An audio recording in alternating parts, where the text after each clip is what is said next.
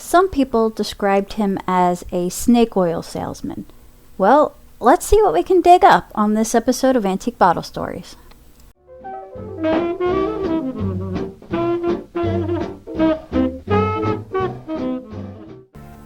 Dr. John Fogg True was born in 1817 in Maine. He was a physician, and the story goes that he came up with this famous tonic originally for his friends and his family. But like most people who discovered a tonic back then, word gets around and next thing you know, you're in business. So let's start in 1850. John is 32 and he's a farmer here. He's married to Hannah and they have 2 children here, but they end up having 4. He establishes his company the following year in 1851. By the next census, 1860, John is now a physician. This is a tough time for him.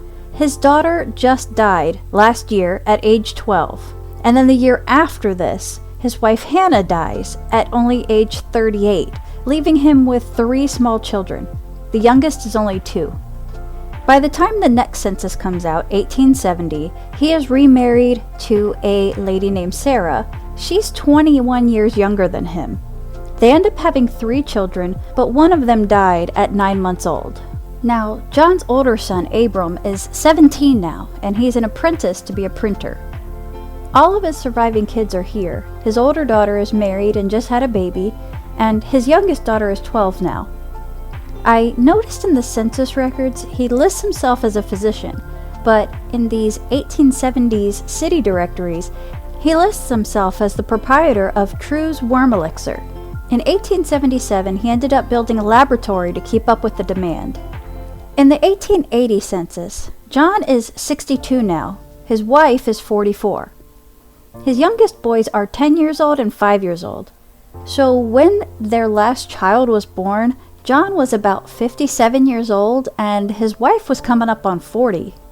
Let's look at this 1889 directory. Edward C. is his son. He's a clerk at the store. George F. is John's brother and he's working at the store. And John is obviously the proprietor. The Drummond Laboratory sat behind his home. I looked up 15 Drummond Street and Google puts us between this house and the house next door. Neither one of these places really look like a place of business, but maybe it's behind one of these properties? I was reading an article where it was saying that the old residents remember that his lab used to make the whole neighborhood smell bad. So here's some interesting advertisements from 1886. It expels all kinds of worms, and in fact all living creatures that infest the bowels of suffering humanity, and are triumphantly expelled by this truly wonderful remedy. Goes on to say that not only does it expel worms, but children who are weak and puny for years are at once improved and restored to health by its use. Being a mild and gentle laxative, it is purely vegetable and cannot be beat. It also has expelled several lizards. One, 8 inches in length, looks like a young alligator. You don't say. And here's a couple testimonials on that same page. Mr. Robinson, a ship carpenter whom several doctors had vainly tried to cure, came to Auburn Saturday, and in 1 hour and 3/4, Dr. True had removed the tapeworm, head, tail, and all. He went home a happy man. And here's one more. Aside from Dr. True's resemblance to the late President Lincoln, he is the proprietor of the best pinworm remedy. Mothers should give it a trial. You know, there is something a little fishy about someone trying too hard to come off as honest, especially when they're making crazy claims like this.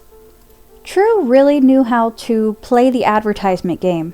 His main demographic was the concerned moms out there, either for her children or for her if she was constipated or whatever. Pretty much anything that was wrong with you, you could cure with this stuff. True's elixir was a dark liquid, and his face was the trademark on all the packaging. Someone online remarked that he remembered having to take this stuff regularly as a kid, and it tasted horrible. Only slightly better than the cod liver oil he also had to take regularly.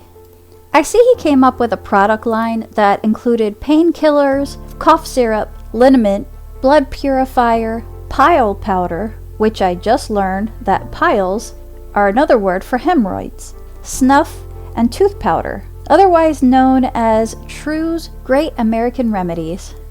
Let's check in at this 1893 city directory just to see the status of who all is here. There's Edward, his son. George, his brother, is still working there. James R., that's John's youngest boy, and of course John himself. Dr. John F. True died in May 1900 at age 83. His youngest boys were 25 and 30 when their dad died, and by this time we see that they had already been working at his dad's company for a while now. In February, just a couple months before his death, the newspaper congratulates the company after, quote, closing the most prosperous year in its long career.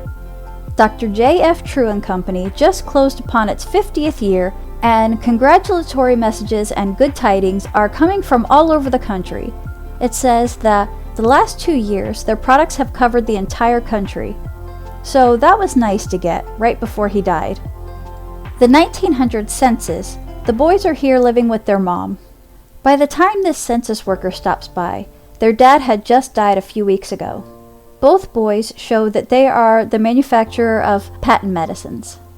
In Dr. True's will, he put his sons in charge of the company. Remember, his older son Abram went on to be a printer in Boston. So his 2 sons, Edward and James, continued, and they even increased the sales. They were said to even double the profits each year.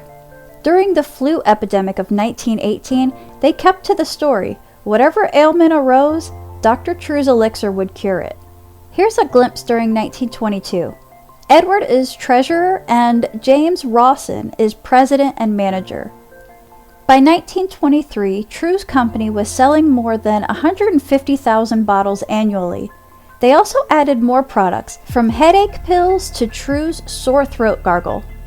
Let's look at each son real quick. Edward Curtis True was born in 1869. He married Adele in 1914. This is their passport photo from 1923. Edward lived to be 70, and he died in 1940. His obituary said that he had several years of failing health. So, James Rawson True, who went by Ross, was born in 1874. He married Evelyn when he was 38. I don't have a picture of him. He died in 1945 at age 70. 2 years after the boys died, the company was sold in 1947. I'm not sure who was in charge of selling it. I stopped seeing newspaper ads around 1947 as well, and then about 1953 it picks up and it's flooded with ads again. By this time though, the formula was already tweaked and it was being advertised more as a laxative now. The last newspaper ad that I see is in November 1958. Dr. True's medicine is being phased out at this point. This product ran for over 100 years. That's a pretty good run. 1851 to about 1958. Many generations used this medicine. My bottle is machine made, cork top, and I would say it probably dates somewhere in the 20s. Screw tops took over around the 30s, I believe. And that's it for today, guys. I hope you enjoyed this one. We'll see you next time. Thanks for watching.